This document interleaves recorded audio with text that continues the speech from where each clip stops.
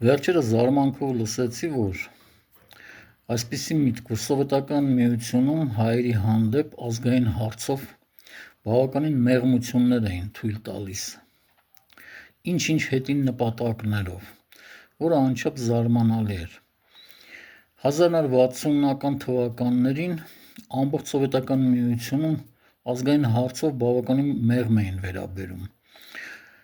Հայաստանում, Վրաստանում, Ուկրաինայում եւ այլ երկրներում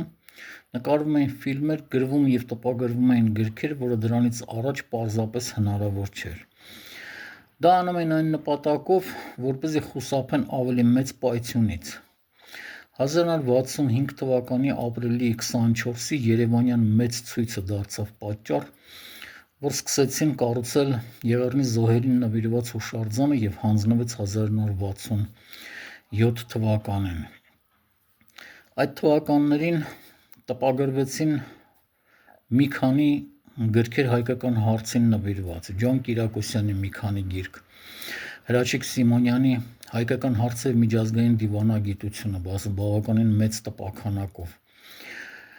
նաև Մկրտիչ Ներսիսյանի, որը կարծեմ հենց այդ ժամանակ համալսարանի ռեկտորն էր, Գենոցիդ Արմեն Ոստմանսկի իմպերի գիրքը։ Այսինքն այդ ամենը անում էին, որպեսզի խուսափեն ավելի մեծ պայթյունից, այլ ոչ թե ինչ-որ հետին նպատակներով։